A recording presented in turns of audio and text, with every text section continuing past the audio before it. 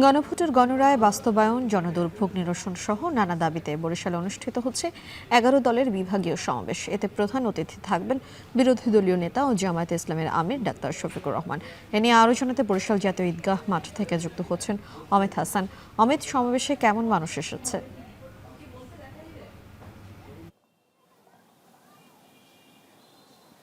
মিম, একটু জানিয়ে রাখি যে আজকে এই যে ১১ দলীয় ঐক্যের যে বিভাগীয় সমাবেশ, সেই সমাবেশের প্রস্তুতি ইতিমধ্যে সম্পন্ন হয়েছে। তবে নেতাকর্মী কিংবা কর্মী সমর্থকরা সকাল থেকেই এই ঈদগাহ ময়দানের দিকে আসছে। তবে প্রচণ্ড রোদ থাকার কারণে তারা এখনো মাঠের মধ্যে কিন্তু প্রবেশ করেনি, বিভিন্ন জায়গায় অবস্থান করছে, বিশেষ করে ছায়া যে জায়গাগুলো রয়েছে সেসব জায়গায় অবস্থান করছে।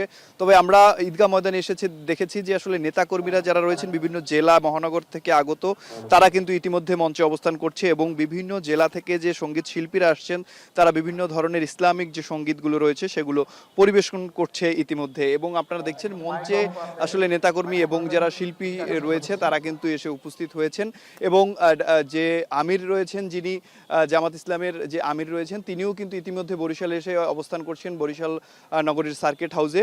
তবে এখন পর্যন্ত এখানে যে কর্মী সমর্থকদের প্রবেশ সেটি আমরা এখনো দেখতে পাইনি। তবে একটু জানিয়ে রাখি যে এই বিভাগীয় সমাবেশের যে মূল উদ্দেশ্য সেটি হচ্ছে গণভোটের গণরায় বাস্তবায়ন, জনদুর্ভোগ নিরসন, দ্রব্যমূল্য নিয়ন্ত্রণ এবং যোগাযোগ ব্যবস্থার উন্নয়ন, সার্বিক উন্নয়নের দাবিতেই কিন্তু তারা এই বিভাগীয় সমাবেশটি আজকে করছেন। এবং এতে বরিশালের যারা নেতাকর্মীরা রয়েছেন তারা বেশ কয়েকদিন ধরেই কিন্তু ব্যাপক প্রস্তুতি নিয়েছেন। বিভিন্ন জায়গায় ব্যানার ফেস্টুন টানানো হয়েছে এবং বরিশাল এই যে ঈদগাহ ময়দানে আসলে বিভিন্ন ধরনের এলইডি স্ক্রিন লাগানো হয়েছে, যাতে দূর থেকেও লোকজন কিন্তু এই এলইডি স্ক্রিনগুলোর মাধ্যমে যে সমাবেশ সেটি কিন্তু দেখতে পারে।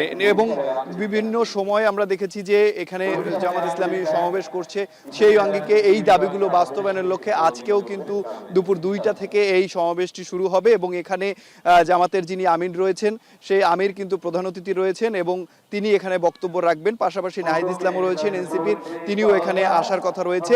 সব মিলিয়ে বলা যায় যে পুরোপুরি প্রস্তুতি ইতিমধ্যে সম্পন্ন হয়ে গেছে।